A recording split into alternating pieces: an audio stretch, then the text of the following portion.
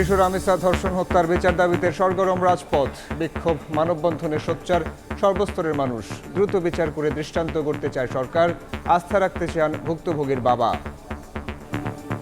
কেমনে এতটুকু বাচ্চা ধর্ষণ করে আবার জবাই দিয়ে মারলো? মায়ের বুক কতক্ষণ থেমে থাকবে? যে আইনের দোহাই দিচ্ছি আমরা, সেটা কিসের আইন? খুব দ্রুত এর বিচার করবেন যাতে করে জনগণের আস্থা ফিরে আসে। আমার প্রধানমন্ত্রী আমাকে কথা দিয়েছে, আমি 100% বিশ্বাস করি এবং আমার এই রামিসার পাশাপাশি দেশে যত যা কিছু আছে উনি দেখছেন এবং দেখবেন।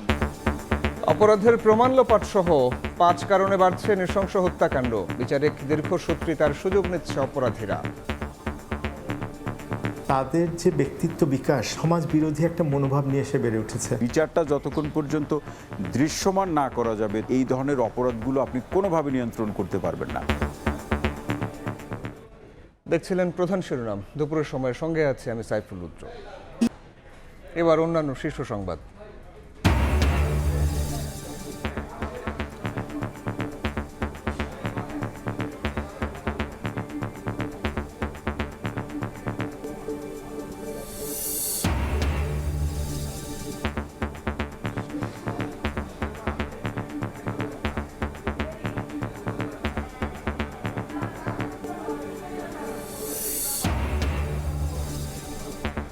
হামে প্রতিদিনই নিচ্ছে জীবন প্রদীপ।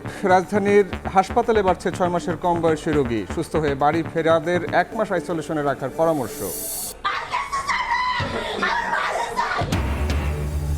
বেশি বেতনের লোভ দেখিয়ে দালালের ফাঁদ। রাশিয়ায় যুদ্ধের ক্যাম্পে বাবুর্চির কাজে গিয়ে প্রাণ গেল মাদারীপুরের যুবকের। গ্রামের বাড়িতে মাতম, মরদেহ ফেরত আনার দাবি।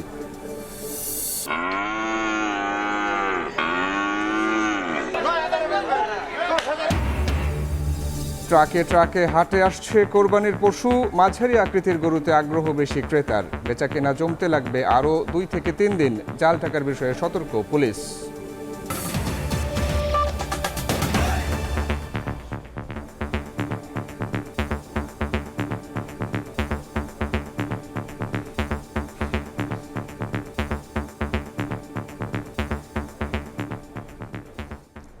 শিশু রামিসা ধর্ষণ হত্যার বিচার দাবিতে সরগরম ঢাকার রাজপথ। আজও বিক্ষোভ, মানববন্ধন করে রাজনৈতিক, সামাজিক, সাংস্কৃতিক সহ বিভিন্ন সংগঠন অপরাধীর সর্বোচ্চ শাস্তির পাশাপাশি নারী শিশুদের নিরাপত্তা নিশ্চিতের দাবি জানান সর্বস্তরের মানুষ। এদিকে রামিসার পরিবারের সঙ্গে দেখা করে বিএনপি নেত্রীরা জানান, রামিসা হত্যার দ্রুত বিচার করে দৃষ্টান্ত করতে চায় সরকার। প্রধানমন্ত্রীর আশ্বাসে বিচার পাবেন বলে আশা রামিসার বাবার।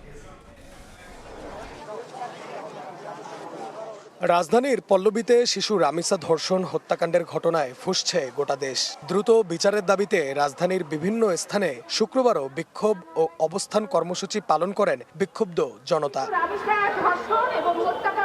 সকালে রামিসার বাসার সামনে মানববন্ধন করেন স্থানীয় জনতা সহ বিভিন্ন শ্রেণী পেশার মানুষ।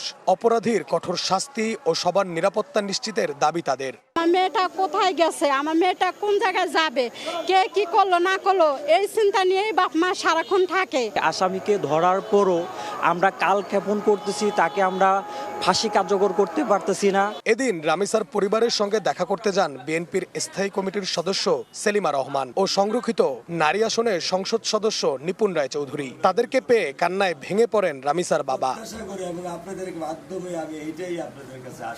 এ সময় সেলিমা রহমান বলেন, দ্রুত সময়ের মধ্যে হত্যার বিচার নিশ্চিত করা হবে। হত্যাকারীদের শাস্তির পাশাপাশি মেয়েদের সুরক্ষা নিশ্চিত করা হবে বলে জানান নিপুণ রায়। স্বরাষ্ট্রমন্ত্রী, আইনমন্ত্রী ছিলেন, তারা সকলে দায়িত্ব নিয়েছেন। সেই দায়িত্ব নিয়ে তারা খুব দ্রুত এর বিচার করবেন যাতে করে জনগণের আস্থা ফিরে আসে। প্রধানমন্ত্রীর আশ্বাসে হত্যাকারীদের বিচার পাওয়ার বিষয়ে আশাবাদী বলে জানান রামিসার বাবা। প্রধানমন্ত্রী আমাকে কথা দিয়েছে, আমি 100% বিশ্বাস করি এবং আমার এই রামিসার পাশাপাশি দেশে যত যা কিছু আছে উনি দেখছেন এবং দেখবেন, এটাই আমি প্রত্যাশা করি। এদিকে জাতীয় প্রেস ক্লাবের সামনে সমাবেশে সিপিবি, ইসলামী ছাত্রী সংস্থা সহ বেশ কয়েকটি সংগঠনের বক্তারা বলেন, যেসব অঞ্চলে নারী নির্যাতনের মতো নরকীয় ঘটনা ঘটবে সেসব জায়গার প্রশাসনকে জবাবদিহির আওতায় আনতে হবে। বিচার নিশ্চিত করতে না পারি, কালকে হয়তো আমার আপনার সন্তান, আমার আপনার বোন এই ঘটনার বলি হবে। পুলিশ প্রশাসন সহ সবাইকে বলে দেয় যে অঞ্চল শিশু এবং নারীর প্রতি নিরাপত্তা দিতে পারবে না, ওই অঞ্চলের দায়িত্বপ্রাপ্তরাও আজকে আইনের সম্মুখীন হবেন, দেখবেন অনেকাংশেই কমে যাবে। রামিসা হত্যাকারীদের বিচারের দাবিতে বিক্ষোভের ডাক দিয়েছে একাধিক সংগঠন। নাইম হাসান, সময় সংবাদ, ঢাকা। এই মুহূর্তে রাজধানীর মিরপুরে আছেন সহকর্মী নাইম হাসান, সরাসরি যাচ্ছি তার কাছে। নাইম, শিশু রামিসা হত্যাকাণ্ডের ঘটনায় কিন্তু ক্ষোভে ফুঁসছে মিরপুর পল্লবী সহ আশেপাশের স্থানীয় এলাকার সাধারণ বাসিন্দা। আজকে সকাল থেকেই কিন্তু আমরা দেখতে পাচ্ছি যে এই মিরপুর পল্লবীর পুরো এলাকা জুড়েই কিন্তু হচ্ছে যে সাধারণ মানুষের মধ্যে এক ধরনের তীব্র ক্ষোভ দেখা গেছে। যারা হচ্ছে আজকে সকাল থেকে এখানে কিন্তু দলে মিছিল নিয়ে আসছেন, তারা একটাই স্লোগানে, এই যে শিশু রামিসা তার বাসার সামনে এসে এখানে হচ্ছে একটাই স্লোগান তুলছেন যে রামিসার হত্যাকারীদের তারা বিচার চান। আজকে সকাল থেকে আমরা দেখেছি যে এখানে কিন্তু খণ্ড খণ্ড মিছিলে খণ্ড খণ্ড দল নিয়ে হচ্ছে এখানে বিভিন্ন শ্রেণী পেশার মানুষ এসে একটা স্লোগানই তুলছেন যে রামিসা হত্যাকারীদের তারা বিচার চান। তারা বলছেন যে এখনও কেন হচ্ছে দ্রুত ট্রাইব্যুনাল গঠন করে এই রামিসার হত্যাকারীর বিচার নিশ্চিত করা হচ্ছে না। আজকে আমরা এই মুহূর্তে রয়েছি শিশু রামিসার বাসার সামনে, যেখানে আজকে জুম্মার নামাজের পরে কিন্তু হচ্ছে খণ্ড খণ্ড দল নিয়ে অনেকেই এসে হাজির হচ্ছেন। কিছুক্ষণ আগেই কিন্তু হচ্ছে এখান থেকে একটি দল বিক্ষোভ মিছিল করতে করতে এই যে মিরপুর পল্লবী কালশির যেই সড়ক, সেই সড়ক প্রদক্ষিণ করেছে। সেই সড়ক প্রদক্ষিণ করার পরেও কিন্তু তারা হচ্ছে এই যে রামিসার বাসার সামনে এসে we want justice, we want justice স্লোগানেও উত্তাল করে রেখেছেন যে আশেপাশের সড়ক। এছাড়াও আজকে জুমার নামাজের পরে কিন্তু হচ্ছে বেশ কয়েকটি ইসলামী সংগঠন ও রাজনৈতিক সংগঠনও কিন্তু হচ্ছে বিক্ষোভের ডাক দিয়েছে। আমরা যতটুকু জানতে পেরেছি যে সেই বিক্ষোভ কর্মসূচিগুলোও কিন্তু হচ্ছে কিছুক্ষণের মধ্যে এই রামিসার বাসার সামনে আসতে পারে। তারা কিন্তু হচ্ছে স্লোগানে স্লোগানে ওই রামিসার হত্যাকারীদের বিচারের দাবিটাই তারা তুলেছেন। আজকে সকালে যদিও বিএনপির স্থায়ী কমিটির সদস্য সেলিমা রহমান এখানে এসেছিলেন, তিনি এসে রামিসার পরিবারের সঙ্গে কথা বলেছেন, রামিসার বাবা মায়ের সঙ্গে কথা বলেছেন, তাদেরকে বলেছেন যে সরকার অতি দ্রুত এই রামিসার হত্যাকারীদের বিচার নিশ্চিত করবে, যেন ভবিষ্যতে আর কোনো রামিসাকে এই ধরনের পরিণতি ভোগ না করতে হয়। তবুও কিন্তু হচ্ছে এই বিক্ষুব্ধ জনতা কোনোভাবেই হচ্ছে তাদের সেই আশ্বাস বা কোনো কথার প্রতিশ্রুতিতে কিন্তু তারা ঠান্ডা হননি, বরঞ্চ হচ্ছে এখানে আমরা দেখেছি যে সময়ের সাথে সাথে কিন্তু হচ্ছে মানুষ জড়ো হচ্ছেন।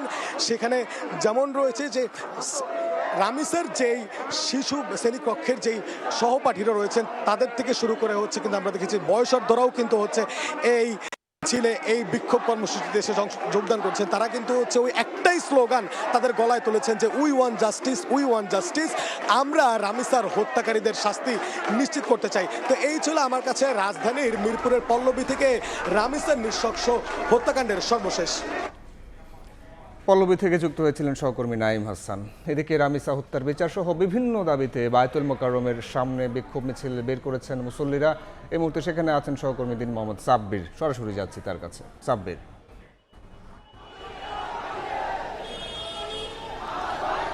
মিরপুরে শিশু রামিসা হত্যার বিচার দাবিতে জাতীয় মসজিদ বায়তুল মোকাররমের সামনে কিন্তু প্রতিবাদ মিছিল করছেন সাধারণ মুসল্লিরা। অর্থাৎ আজ জুমার নামাজ আদায়ের পর মোকাররমের মসজিদের সামনে তারা অবস্থান নেন এবং সেখানে তারা শিশু রামিসা হত্যার যে বিষয়গুলো সেই বিষয় সামনে এনে তারা দৃষ্টান্তমূলক দাবি করেন এবং পরবর্তীতে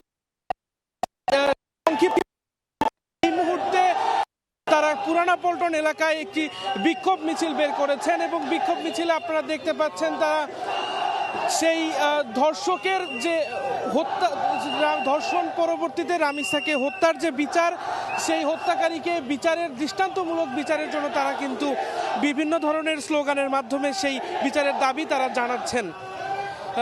আমরা দেখানোর চেষ্টা করছি বায়তুল মোকাররম মসজিদের সামনে মুসল্লিরা জড়ো হয়েছেন এবং তারা রামিসা হত্যার যে ঘটনা, সেই নেকারজনক হত্যাকাণ্ডের সঙ্গে জড়িত ব্যক্তিদের দৃষ্টান্তমূলক শাস্তির দাবি জানাচ্ছেন।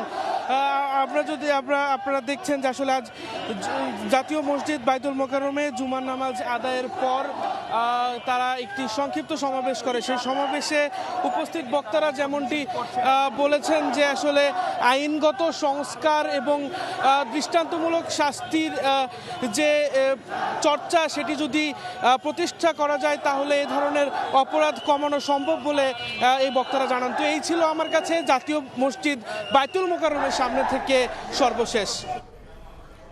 বাইতুল মোকাররমের সামনে থেকে বিস্তারিত জানাচ্ছিলেন সহকর্মী দিন মোহাম্মদ সাব্বির। রামিসা হত্যা মামলায় ঢাকা বার অ্যাসোসিয়েশনের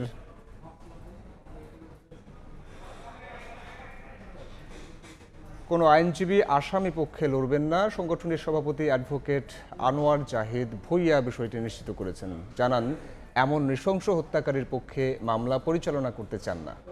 এই সিদ্ধান্তের মাধ্যমে বার্তা পৌঁছাবে অপরাধীদের কোনোভাবেই পার পাওয়ার সুযোগ নেই। তবে আদালত চাইলে আসামির পক্ষে মামলা পরিচালনার জন্য আইনজীবী নিয়োগ করতে পারবেন বলেও জানান বার সভাপতি।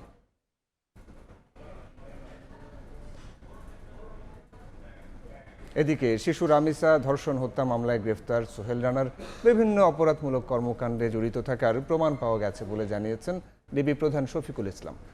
ডিএমপি মিডিয়া সেন্টারের সংবাদ সম্মেলনে এই তথ্য জানান তিনি। বলেন, দ্রুত তদন্ত প্রতিবেদন আদালতে জমা দেওয়া হবে। তার অতীত কর্মকাণ্ড খুব করতে পারলো না, এটা আমরা সাধারণভাবে জিজ্ঞাসাবাদে জানতে পারছি। এবং যে কোনো একটা, আপনি জানেন যে এরকম হিনিয়াস ক্রাইমের যে কোনো একটা আসামি ধরা পড়লে আমরা ডিবি থেকে একটা টিম পাঠাই তার হয়রাবর্স নেওয়ার জন্য, তার বিস্তারিত জানার জন্য যেটুকু নিয়েছি তাতে বোঝা গেছে যে তার স্বভাব চরিত্র খুব একটা ভালো না। চট্টগ্রামের বাকুলিয়ায় ধর্ষণ চেষ্টার শিকার 3.5 বছরের শিশুকে রাখা হয়েছে ওয়ান স্টপ ক্রাইসিস সেন্টারে। ধর্ষণ হয়েছে কিনা নিশ্চিত হতে ডিএনএ নমুনা পাঠানো হয়েছে ঢাকায়। এ ঘটনায় ভুক্তভোগীর বাবা বাদী হয়ে মামলা করেছেন। অভিযুক্তের দৃষ্টান্তমূলক শাস্তি দাবি করেছেন স্বজন এলাকাবাসী। এছাড়া পুলিশের কাজে বাধা, গাড়িতে আগুন দেওয়ার ঘটনায় 7 জনকে আটক করা হয়েছে। বৃহস্পতিবার বিকেলে চট্টগ্রামের বাকুলিয়ায় 3.5 বছর বয়সী শিশু নিখোঁজ হওয়ার পর বিকেলে তাকে উদ্ধার করা হয়। উদ্ধারের পর শিশুটির শারীরিক অবস্থা দেখে স্বজন ও স্থানীয়দের সন্দেহ হয় যৌন নিপীড়নের শিকার হয়েছে। খবরটি দ্রুত এলাকায় ছড়িয়ে পড়লে ক্ষুব্ধ জনতা অভিযুক্ত যুবক মনিরকে আটক করে স্থানীয় মাদ্রাসায় আটকে রাখে। তাকে ছিনিয়ে নিতে পুলিশের গাড়িতে আগুন দেয় উত্তেজিত জনতা। শুক্রবার সকালে চট্টগ্রাম মেডিকেল হাসপাতালের ওয়ান স্টপ ক্রাইসিস সেন্টারে শিশুটিকে দেখতে আসেন হাসপাতালের পরিচালক ব্রিগেডিয়ার জেনারেল তসলিম উদ্দিন। বলেন, ডিএনএ ঢাকায় পাঠানো হয়েছে, ফলাফল 1 মাস পরে জানা যাবে। একটা মেয়ে এরকম দর্শিতা হবে, এটা কখনো সভ্য সমাজে মেনে নেওয়া যায় না। এইরকম ঘটনা একটার পর একটা ঘটছে, এটা খুবই দুঃখজনক। ডিএনএ জন্য স্যাম্পল কালেকশন করেছি, এটা আমরা এখন ডিএনএ টেস্ট করার জন্য এটা আমরা ঢাকায় পাঠাবো। যদি এটা কনফার্ম রিপোর্ট আসে তখন আমরা বলবো যে এটা কেস। বৃহস্পতিবার ঘটনার পর থেকেই থমথমে পরিস্থিতি বিরাজ করছে বাকুলিয়া এলাকায়। দোষীর দৃষ্টান্তমূলক শাস্তির দাবি জানিয়েছেন স্বজন ও এলাকাবাসী।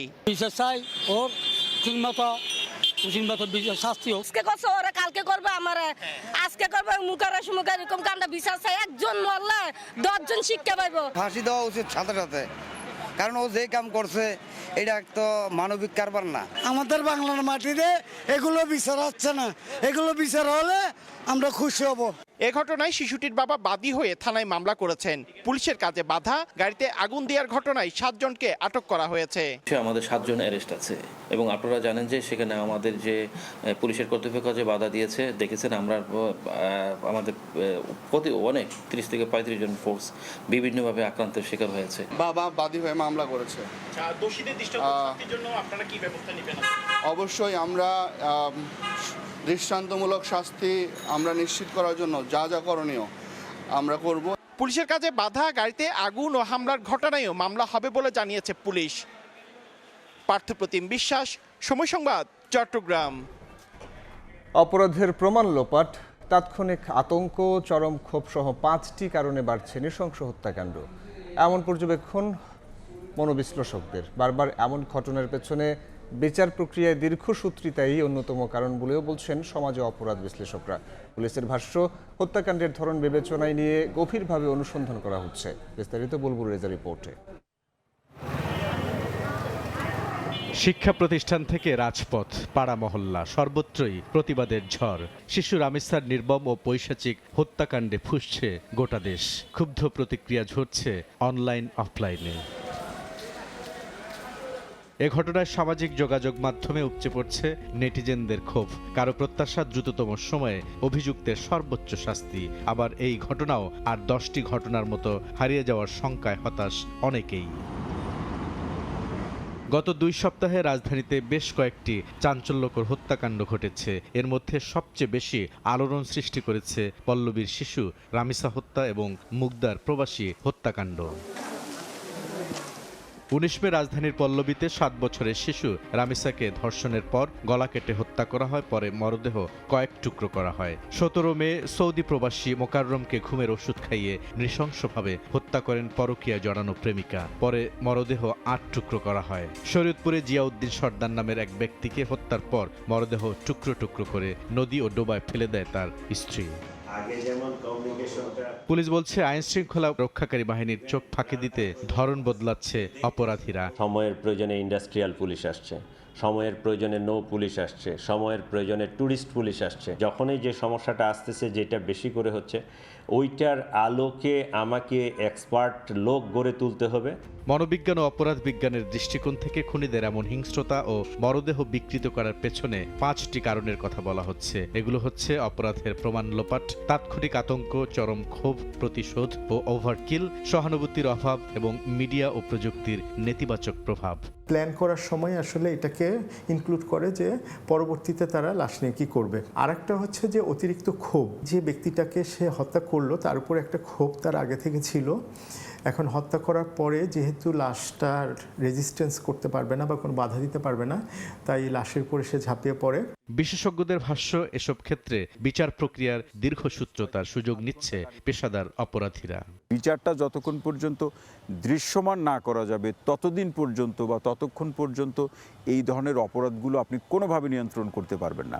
সামাজিক ও নৈতিক অবক্ষয়, চরম ব্যক্তিকেন্দ্রিক মানসিকতাকেও এসব হত্যাকাণ্ডের জন্য দায়ী করছেন বিশেষজ্ঞরা। ব্যক্তির মধ্যে আসলে এমন একটা মন মানসিকতা এবং হিংস্রতা কাজ করে। বুলবুল রেজা, সময় সংবাদ, ঢাকা। 10 বছর পর আবারও আলোচনায় কুমিল্লার কলেজ ছাত্রী সোহাগী জাহান তনু ধর্ষণ ও হত্যা। সাবেক ওয়ারেন্ট অফিসার হাফিজুর রহমানকে গ্রেফতারের পর গতি পেয়েছে মামলার তদন্ত। তনুর পোশাক থেকে সংগ্রহ করা 4 পুরুষের নমুনার সঙ্গে তার ডিএনএ পরীক্ষার জন্য নমুনা নেওয়া হয়েছে বলে জানিয়েছে পিবিআই। আরও জানাচ্ছেন মাসুদুর রহমান। 2016 সালের 20 মার্চ সন্ধ্যায় কুমিল্লা সেনানিবাসে টিউশনি করাতে গিয়ে আর বাসায় ফেরেননি কুমিল্লা ভিক্টোরিয়া সরকারি কলেজের শিক্ষার্থী ও নাট্যকর্মী সোহাগী জাহান তনু। অনেক খোঁজাখুঁজি করে সেনানিবাসের পাওয়ার হাউসের জঙ্গলে তনুর লাশ পাওয়া যায়। তাকে ধর্ষণের পর নির্মমভাবে হত্যা করা হয়। পরদিন তার বাবা বাদী হয়ে অজ্ঞাতদের আসামি করে কুমিল্লার কোতোয়ালি মডেল থানায় মামলা করেন। সেনানিবাসের মধ্যে এমন ঘটনা সারা দেশে আলোড়ন তুললেও অজানা কারণে কেউ কুলকিনারা করতে পারেনি। এমনকি 2 দফা ময়নাতদন্ত প্রতিবেদনেও তরুণ মৃত্যুর কারণ খুঁজে না পাওয়ার দাবি করা হয়। প্রথমে থানা পুলিশ, পরে ডিবি, সিআইডির পর 2020 সাল থেকে মামলাটি তদন্ত করছে পিবিআই। এই হত্যাকাণ্ডের শেষ ভরসা ছিল ডিএনএ রিপোর্ট। 2024 সালের সেপ্টেম্বরে নতুন তদন্তকারী কর্মকর্তা নিয়োগের পর এ নিয়ে কাজ শুরু করেন। তদন্তে সাবেক ওয়ারেন্ট অফিসার হাফিজুর রহমান, সাবেক সার্জেন্ট জাহিদুজ্জামান, সৈনিক শাহিন আলম ও জাহিদুল ইসলামকে সন্দেহভাজন হিসেবে চিহ্নিত করে শুরু হয় অভিযান। 4 জন পুরুষ ব্যক্তির সম্পূর্ণ ডিএনএ প্রোফাইল ওইখানে পাওয়া গেছে। সাসপেক্টেড আছে জাহিদুজ্জামান আর শাহিন আলম, তাদেরকেও পুলিশ খুঁজছে। গত 21 এপ্রিল এই মামলায় প্রথম সফলতা আসে। জড়িত সন্দেহে কেরানীগঞ্জ থেকে গ্রেফতার করা হয় সাবেক ওয়ারেন্ট অফিসার হাফিজুর রহমানকে। তনুর সঙ্গে হাফিজের নিয়মিত যোগাযোগ ছিল। বিভিন্ন কনসার্টে হাফিজি তাকে নিয়ে যেত। রিমান্ডে সে বিভিন্ন সময় এক এক ধরনের কথাবার্তা বলছে। গুরুত্বপূর্ণ কথাগুলি পুলিশ পিবিআই এগুলি তদন্ত করে দেখতেছে। এদিকে তনুর পোশাকের নমুনার সঙ্গে গ্রেফতার হাফিজের ডিএনএ ম্যাচিং করা হচ্ছে। এজন্য ঢাকায় সিআইডির ফরেনসিক ল্যাবে হাফিজের নমুনা সংগ্রহ করা হয়েছে। এ ঘটনায় জড়িত প্রত্যেককেই আইনের আওতায় আনার দাবি তরুণের বাবার। আল্লাহ বিচার করবো, তারা আমার মেয়েরা মারছে, আল্লাহ সহ্য করবো না, এগুলা একদিন ধরা করবই, আমি তোদের ফাঁসি চাই। অপরাধ বিশ্লেষক বলছেন 10 বছর পার হলেও এবার সুযোগ এসেছে তনু হত্যাকারীদের বিচারের মুখোমুখি করার। যত ক্ষমতা এবং পরিচয় থাকুক না কেন, তিনি যে অভিযুক্ত, যে অপরাধ করেছে, সে দেশের প্রচলিত আইন অনুযায়ী তাকে বিচারের মুখোমুখি হতে হবে। তনুর বিচার করা গেলে যত প্রভাবশালী হোক, এমন অপরাধ করতে ভবিষ্যতে অপরাধীরা ভয় পাবে বলে মত বিশ্লেষকের। ভুক্তভোগীদের দাবি এবার হয়তোবা এই মামলার আলোর মুখ দেখবে। তবে আসলেই কি আলোর মুখ দেখবে নাকি পড়ে থাকবে ডিপ ফ্রিজে, সেটি সময় বলে দেবে। মাসুদুর রহমান, সময় সংবাদ। ঢাকা। এবার অন্য প্রসঙ্গ। কৃষকের উৎপাদিত সবজি কয়েক হাত ঘুরেই দাম বেড়ে যাচ্ছে কয়েক গুণ, আর সেই পণ্য রাজধানীতে এলে দাম হয় আকাশচুম্বী। কৃষক টেনে টুনে লাভের মুখ দেখলেও মধ্যস্বত্বভোগীরাই হন বেশি লাভবান। উৎপাদন থেকে সবজির কৃষকের মূল্য, এরপর পাইকার ও বিভিন্ন জেলার খুচরা বাজারের খবর জানাচ্ছেন রিপোর্টাররা।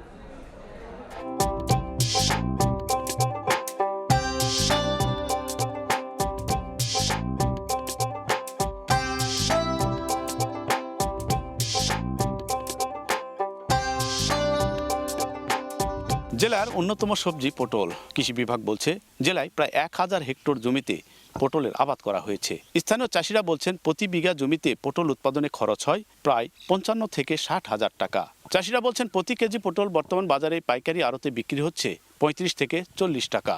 অন্যদিকে ক্রেতাদের খুচরা বাজারে কিনতে হচ্ছে 50 থেকে 55 টাকায়। স্থানীয় চাহিদা মিটিয়ে বগুড়া, সিরাজগঞ্জ হয়ে পটল চলে যাচ্ছে রাজধানীতে। সবজির আরও খবর জানতে যাব দিনাজপুরে।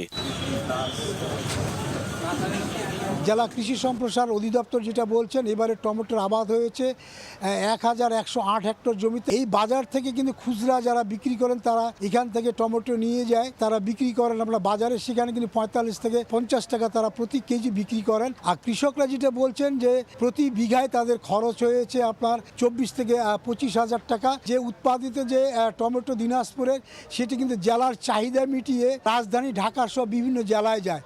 এখন চলে যাচ্ছি ঠাকুরগাঁয়। কৃষকরা বলছেন ঠাকুরগাঁ জেলায় করলা ও চালকুমড়ার ভালো আবাদ হয়েছে।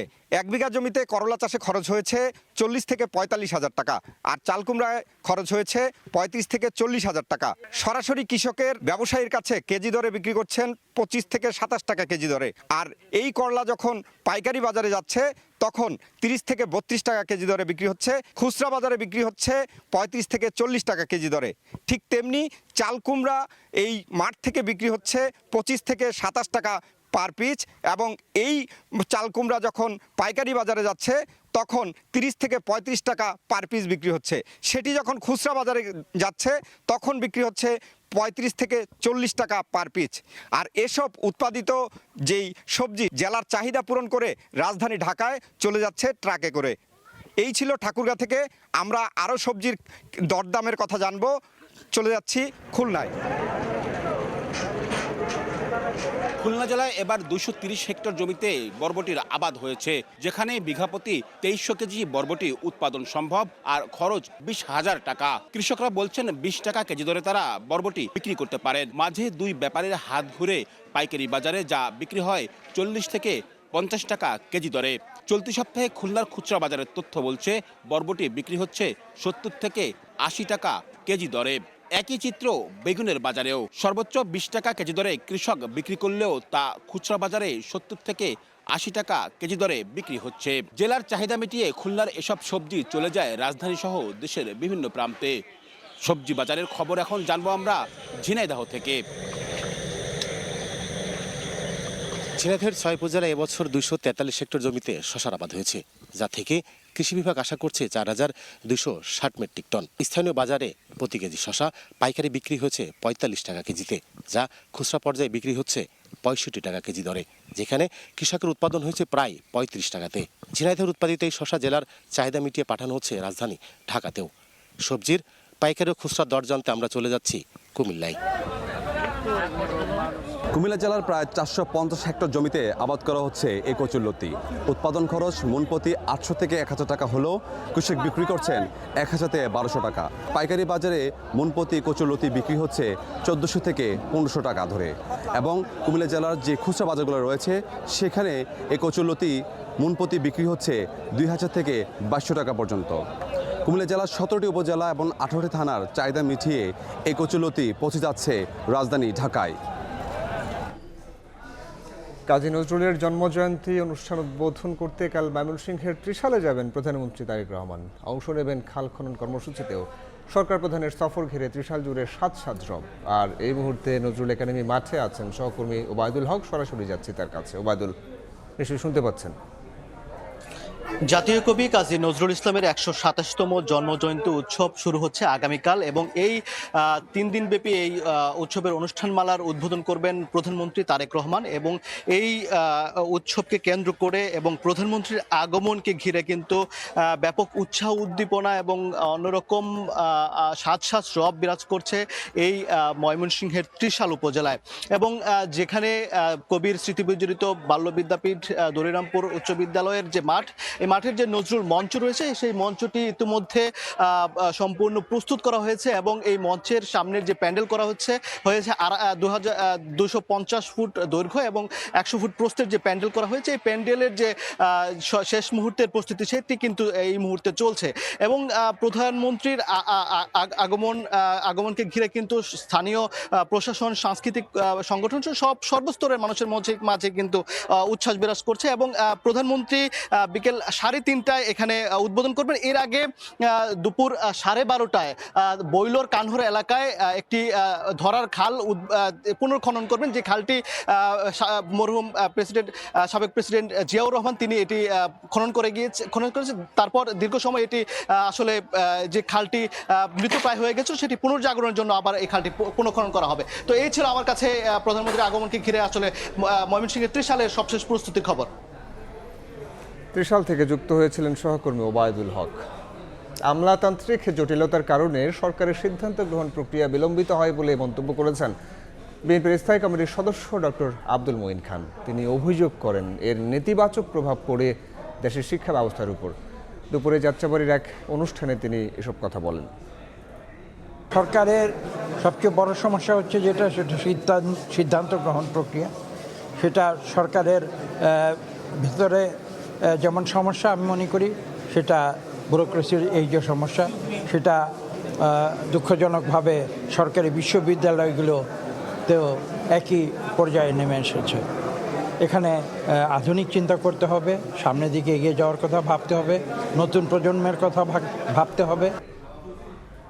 দলমত ও রাজনৈতিক পরিচয়ের ঊর্ধ্বে উঠে অপরাধীর বিচার নিশ্চিত করার তাগিদ দিয়েছেন বিশিষ্টজনরা। সকালে সরকারের 3 মাস পূর্তি উপলক্ষে এক আলোচনা সভায় বক্তারা বলেন, গণতান্ত্রিক অভিযাত্রা রুখতে দেশের ভেতরে এবং বাইরে থেকে চক্রান্ত হচ্ছে। তাদের ভাষ্য, সরকার ও বিরোধী দল মিলে দেশকে এগিয়ে নেওয়ার বিষয়ে উদ্যোগী হতে হবে। জাতীয় প্রেস ক্লাবে গণতান্ত্রিক রাষ্ট্র পরিষদ আয়োজিত বিএনপি সরকারের 3 মাস প্রাপ্তি ও প্রত্যাশা শীর্ষক আলোচনা সভা। সরকারের মূল্যায়ন করতে গিয়ে আলোচনায় প্রাধান্য পায় সাম্প্রতিক খুন, ধর্ষণ সহ নানা অপরাধমূলক কর্মকাণ্ড। অংশীজনরা বলছেন, দলমত ও রাজনৈতিক পরিচয়ের ঊর্ধ্বে উঠে অপরাধীর বিচার নিশ্চিত করতে হবে। রাবিসার লাশ আবিষ্কার করা হয়েছে, মাথাটা ছাড়া, হাত একখানে, পা একখানে। কি উল্লাস, কি বিভৎসতা! আমরা এসব শুনতাম মধ্যযুগীয় বর্বরতা। মাঝে মধ্যে আমরা বলি একবিংশ শতাব্দীতে আমাদেরকে এগুলো শুনতে হচ্ছে, দেখতে হচ্ছে। প্রতিনিয়ত একটা উদ্বেগ, আতঙ্কের মধ্যে আমরা আছি। গণতান্ত্রিক অভিযাত্রা রুখতে দেশের ভেতরে এবং বাইরে থেকে চক্রান্ত হচ্ছে উল্লেখ করে বিশিষ্টজনরা সতর্ক থাকার পরামর্শ দিচ্ছেন। তাদের ভাষ্য, সরকার ও বিরোধী দল মিলে দেশকে এগিয়ে নেয়ার বিষয়ে উদ্যোগী হতে হবে। আমরা যদি নিজেদের মধ্যে থেকে না বদলাই, আমাদের মধ্যে যদি নিজেদের পরিবর্তনটা নিজেরা না করি, তাহলে 100টা সরকার এসেও কিছু করতে পারবে না, পৃথিবীর শ্রেষ্ঠ সরকার এসেও কিছু করতে পারবে। সুতরাং আমাদের প্রয়োজন আত্মশক্তির উদ্বোধন। বাজেটে বিরোধী দলের আরও সক্রিয় অংশগ্রহণের প্রয়োজনীয়তা তুলে ধরে অর্থনীতি বাঁচানোর তাগিদ দিচ্ছেন বিশ্লেষকরা। সরকার কিন্তু রাজস্ব আদায় বাড়াতে পারছেন না, কিন্তু রাজস্ব আদায় করার জায়গা নেই তা কিন্তু না। দেশে প্রচুর লোক কর ফাঁকি দিচ্ছে, কর এড়িয়ে যাচ্ছে, কর জালের বাইরে থাকছে। তাদেরকে কিন্তু এখন করের আওতায় নিয়ে আসতে হবে। না হলে কিন্তু সরকার যদি বিদেশের ঋণ আর ব্যাংক থেকে ঋণ নিয়ে যদি সরকার চালাতে চান আর অল্প পরিমাণ যদি রাজস্ব নিয়ে চালাতে চান, তাহলে কখনোই সরকারের পক্ষে বড় বাজেট বা বড় একটি অর্থনীতি চালানো সম্ভব হবে না। ফ্যামিলি কার্ড সহ অন্যান্য নাগরিক সুবিধা চালুর উদ্যোগকে ইতিবাচক হিসেবে দেখছেন বিশিষ্টজনরা। তাদের মতে, ভারত বাংলাদেশ সম্পর্ক নিয়েও নতুন করে ভেবেচিন্তে এগোতে হবে সরকারকে। ভারতের সাথে সম্পর্কের ক্ষেত্রে আমরা ভারতের দাদাগিরিকে প্রশ্রয় দিব সেটা না, বাট আত্মমর্যাদাটাকে অক্ষুণ্ণ রেখে কিভাবে ভারতের সাথে সম্পর্ক আমাদের স্বাভাবিক করাটা আমাদের নিজস্ব স্বার্থে। দেশকে এগিয়ে নিতে সরকারের পাশাপাশি সাধারণ মানুষেরও দায় আছে বলে মনে করেন বক্তারা। ভারতের অনেকগুলো। আত্মজ রহমান, সময় সংবাদ, ঢাকা। ঢাকায় আনা হচ্ছে কোরবানির পশু, হাটে বেচাকেনা জমতে লাগবে আরও 2 থেকে 3 দিন। এই মুহূর্তে রাজধানীর আফতাবনগরে আছেন সহকর্মী MS আরিফিন এবং নওগাঁর চৌবাড়িয়া হাটে আছেন MR রকি। আমরা সরাসরি যাচ্ছি তাদের কাছে, জানবো হাটের খবরাখবর।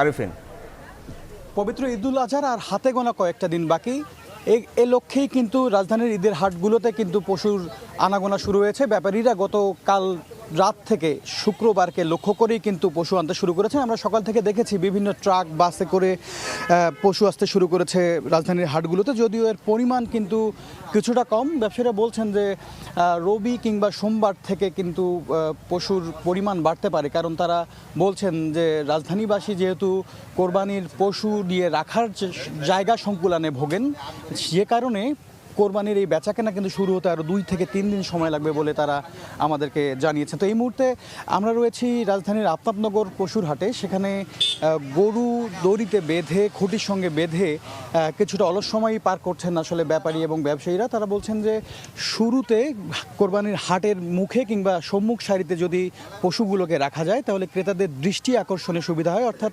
শুরু থেকে ক্রেতারা এসেই তাদের পশুগুলোকে দেখতে পারেন, যে কারণে বিক্রিতে খুব বেশি সময় না লাগার যে বিষয়টি, এটি মাথায় রেখেই কিন্তু তারা তাদের নিজেদের পশু রাখার অবস্থানগুলো আসলে নিশ্চিত করছেন এই সময়ে। এছাড়া বিভিন্ন দিক থেকে আমরা যেটা দেখছি যে এই মুহূর্তে 1.5 থেকে 2.5 লাখ টাকার গরুর চাহিদা বেশি বলে আমাদেরকে তারা জানিয়েছেন। বাজারে এই ধরনের এই সাইজের গরুগুলোর দিকেই বেশি ঝোঁক ক্রেতাদের।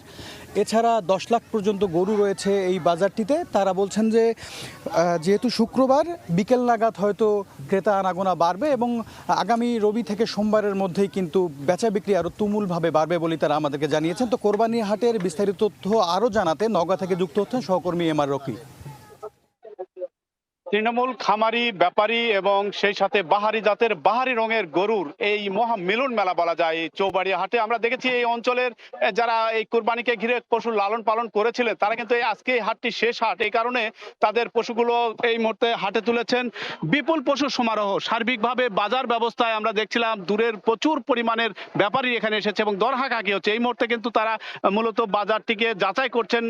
দুপুরের পরের ধাপে কিন্তু শেষ মুহূর্তে একটা কেনা বেচা হয়ে থাকে। আমরা দেখেছি এখানকার যারা গরু কিনেছেন তারা বলছেন যে বিগত দিনগুলোর চেয়ে আজকে গরুর যেহেতু সরবরাহটা বেশ বেড়েছে, এ কারণে দরের জায়গাটায় কিছুটা তারপরও কিন্তু যারা ব্যাপারী তারা বলছেন যে আসলে এবার গরুর খাদ্যের যোগানটা অনেক বাড়তি দরে কিনতে হচ্ছে, তারা আসলে কাঙ্ক্ষিত দাম পাচ্ছে না। এরকম একটি পরস্পর বিরোধী কথা রয়েছে। তারপরও কিন্তু যে পরিমাণ গরু এই অঞ্চলের যারা এখানকার হাট কর্তৃপক্ষ তারা বলেছেন যে এই মৌসুমের সর্বশেষ আজকের এই হাটটি কারণে কিন্তু সর্বোচ্চ পরিমাণে পশু সরবরাহ, 100 কেজি বা 120 কেজি ওজনের একটি পশু দর হাঁকা হচ্ছে 1 লাখ টাকা থেকে 1,10,000 টাকা, এবং এইভাবে একটা যাচাই বাছাই প্রক্রিয়াটি কিন্তু সকাল থেকে চলছে। দুপুর পর আরেক দফা কিন্তু চূড়ান্ত পর্যায়ে হাতের নাগালে এলে এই পশুগুলো তারা কিনবেন বা কেনা বেচাটা শেষ হয়ে থাকে।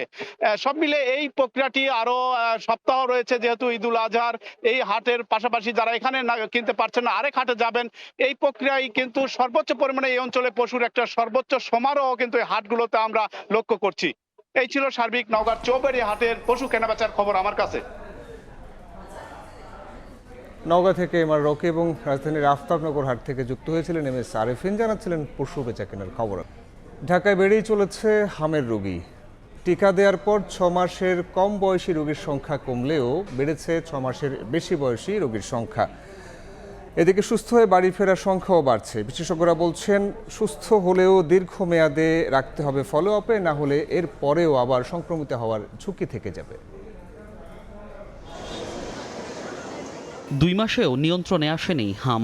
সারা দেশে হাম ও উপসর্গে মৃত্যু হয়েছে প্রায় 500 জনের, আক্রান্ত 60,000। দেশব্যাপী সংক্রমণ রোধে 20 এপ্রিল শুরু হয় টিকাদান কর্মসূচি। এর আগে 12 এপ্রিল 4 সিটি কর্পোরেশন ও 5 এপ্রিল থেকে দেয়া হয় উচ্চ ঝুঁকিপূর্ণ 30 উপজেলায়। টিকা দেওয়ার পর আক্রান্ত কিছুটা কমলেও বেড়েছে 6 মাসের কম বয়সী রোগীর সংখ্যা, বয়সসীমার কারণে যারা হামের টিকা পায়নি।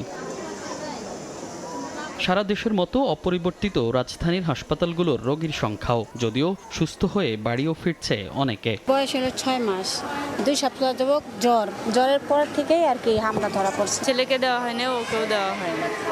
তো ছেলে এখান থেকে ভর্তি করে নিয়ে যাওয়ার পরে 1 সপ্তাহ পরে আবার ওর হাম হয়েছে। টিকা দিতে গেছিলাম, পরে হালকা র্যাশ উঠছিল শরীরে, এই কারণে টিকা দেয় নাই। বিশেষজ্ঞরা বলছেন, যারা বাড়ি ফিরছে তাদের দীর্ঘমেয়াদে তদারকিতে রাখতে হবে, না হলে খারাপ প্রভাব পড়তে পারে পরবর্তীতে। অপুষ্ট ও সুবিধাবঞ্চিত শিশুদের জন্য সামাজিক সহায়তারও আহ্বান তাদের। যারা অপুষ্ট শিশু তাদেরকে সুস্থ করতে আমাদের আরও কাজ করতে হবে। যারা হাম থেকে যে উঠেছেন সেরে উঠে তাদেরকে ফলো আপ করতে হবে, বিশেষ করে যারা সুবিধা বঞ্চিত শিশু, নাহলে কিন্তু এদের ভবিষ্যতে কর্মজীবনে তারা পরিপূর্ণভাবে কাজ করতে পারবেন না। শিশুদের সঠিক পুষ্টি নিশ্চিতের পাশাপাশি হাসপাতাল থেকে ফেরাদের অন্তত 1 মাস আইসোলেশনে রাখার পরামর্শ বিশেষজ্ঞদের। মনির হোসাইন, সময় সংবাদ, ঢাকা। কাজের সন্ধানে রাশিয়ায় গিয়ে যুদ্ধের বলি হয়েছেন বাংলাদেশি যুবক। রাশিয়ার ক্যাম্পে বাবুর্চির কাজ করতেন সুরজ কাজী। ইউক্রেনে হামলার পর বিস্ফোরণে মৃত্যু হয় তার। এদিকে গ্রামের বাড়ি মাদারীপুরে চলছে শোকের মাতম। এ ঘটনায় দালালের কঠোর সাজার দাবি করেছেন স্বজন এবং এলাকাবাসী। আদরের ভাইকে হারিয়ে বুক ফাটা আর্তনাদ বোন শারমিনের। কান্নায় ভেঙে পড়েন মা নুরজাহান বেগম, বাকরুদ্ধ বাবা শাহাবুদ্দিন কাজীও। রাশিয়ার হয়ে ইউক্রেনের যুদ্ধ করতে গিয়ে প্রাণ হারিয়েছেন মাদারীপুর সদর উপজেলার দক্ষিণ খাকছাড়া গ্রামের যুবক সুরজ কাজী। বৃহস্পতিবার রাতে মৃত্যুর খবর এলে কান্নায় ভেঙে পড়েন স্বজনরা। তারা বলছেন, 9 মাস আগে প্রতিবেশী দুলু মাতুব্বরের মাধ্যমে 9 লাখ টাকার বিনিময়ে রাশিয়া যায় সুরজ। সেখানে একটি কোম্পানিতে কাজে যোগ দেয় সে। পরে বেশি বেতনের প্রলোভনে তাকে যুদ্ধের একটি ক্যাম্পে বাবুর্চির কাজে পাঠায় দালাল চক্র। সম্প্রতি ওই ক্যাম্পে হামলা চালায় ইউক্রেন। বিস্ফোরণে নিহত হয় সুরজ কাজী। আমি যাইতে দিতে চাই নাই, ওই দালাল গো লাগে এই পোলাগো লাগে যাইয়া টাকা জমা দিছে, কইছে কোম্পানিতে কাজ করবো। মা বলারে 30 লাখ টাকা হালাইছে। আমার দাবির ছেলে লাশটা চাই আর দালাল বিচার চাই। সুরজের মরদেহ দ্রুত দেশে ফেরাতে ব্যবস্থা নেওয়া হবে বলে আশ্বাস জেলা প্রশাসনের। পররাষ্ট্র মন্ত্রণালয়ের মাধ্যমে রাশিয়াতে আমাদের যে অফিস রয়েছে সেই অফিসের মাধ্যমে এই লাশ আনার বিষয়ে আমরা সর্বোচ্চ সহযোগিতা করব। ঘটনার পর থেকে পলাতক অভিযুক্ত দালাল দুলু মাতুব্বর ও তার সহযোগীরা। সঞ্জয় কর্মকার, অভিজিৎ, সময় সংবাদ, মাদারীপুর।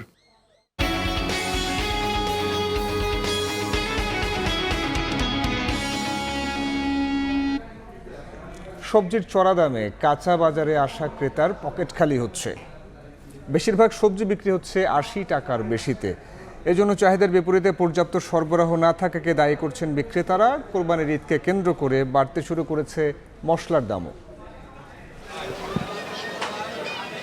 কারওয়ান বাজার রাজধানীর অন্যতম সস্তা বাজার খ্যাত। এখানে তুলনামূলক কম দামে পণ্য কিনতে আসেন ক্রেতারা, কিন্তু সপ্তাহের ব্যবধানে কিছুটা কমলেও সবজির বাজার এখনো চড়া। সরকারের উচিত তদারকি করে একটু দাম কমায় না আর কি। আমরা তো সাধারণ মানুষ, আমাদের জন্য কষ্ট হয়ে যায়। এটা তো ডাবল হয়েও বেশি, তার মানে কি 150% দাম বেড়ে গেছে।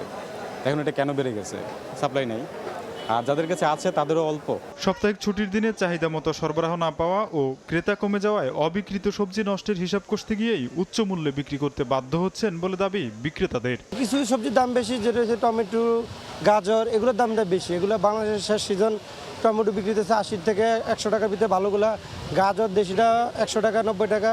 চাইনিজটা 120-30 টাকা চলতেছে। কাস্টমার আগের মতো খুব কম ঢাকা শহরে। থাকলে নষ্ট হবে, যে কোনো দাম বিক্রি করে ফেলাতে হয়। এদিকে কোরবানির ঈদ সামনে রেখে জমে উঠেছে মশলার বাজার। আমদানি আর সরবরাহ ঠিক থাকায় সংকট তৈরির শঙ্কা নেই বলছেন বিক্রেতারা। বাজার বিশ্লেষণে দেখা যায়, গত বছরের একই সময়ের তুলনায় মশলার দাম বেড়েছে 5 থেকে 35% পর্যন্ত।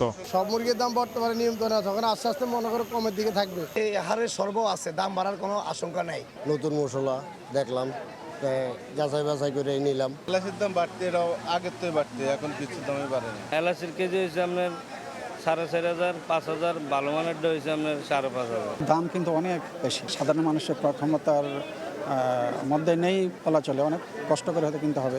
কুরবানি এগিয়ে আসায় রাজধানীর বাজারে অপরিবর্তিত রয়েছে মুরগি ও গরুর মাংসের দাম। তোফাজ্জল হোসাইন, সময় সংবাদ, ঢাকা।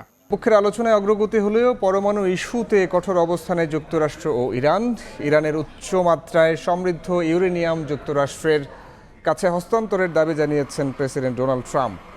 ইরানের সঙ্গে শান্তি আলোচনায় ইতিবাচক সংকেত পাওয়ার দাবি করেছেন মার্কিন পররাষ্ট্রমন্ত্রী মার্কো রুবিও। এখনই অতিরিক্ত আশাবাদী হওয়ার সময় নয় উল্লেখ করে তিনি জানান, আগামী কয়েকদিনের পরিস্থিতি নির্ধারণ করবে আলোচনা কোন দিকে যাবে। তবে পারমাণবিক উৎপাদন কোনোভাবেই হাতছাড়া করা হবে না বলে সাফ জানিয়ে দিয়েছেন ইরানের সর্বোচ্চ ধর্মীয় নেতা মুস্তফা খামেনি। ভবিষ্যতে নিরাপত্তা ঝুঁকি বিবেচনায় এই সিদ্ধান্ত বলেও জানিয়ে দেওয়া হয়।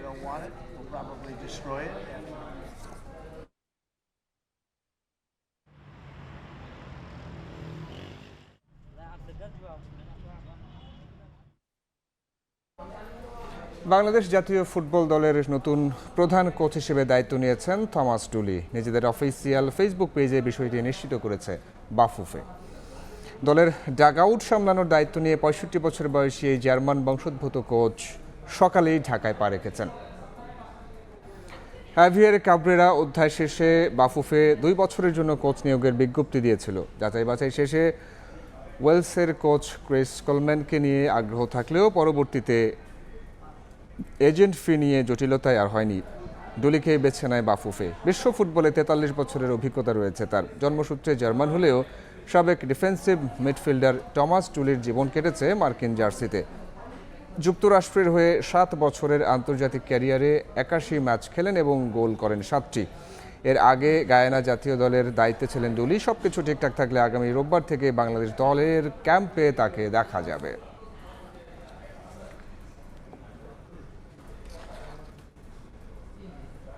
এই পর্যায়ে শীর্ষ সংবাদগুলো জানাবো আরও একবার।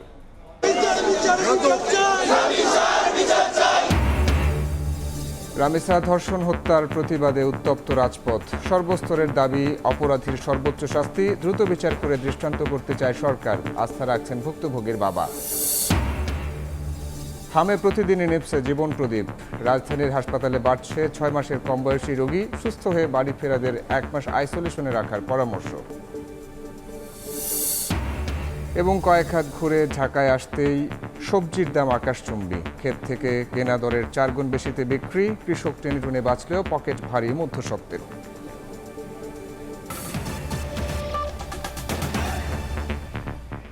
এই ছিল দুপুরের সময়ে। বিভাগীয় সময় নিয়ে থাকছেন সহকর্মী আলিফুল ইসলাম আলী। ধন্যবাদ রুদ্র। বিভাগীয় সময় নিয়ে আসছে কিছুক্ষণ পর। সঙ্গে থাকুন সময়।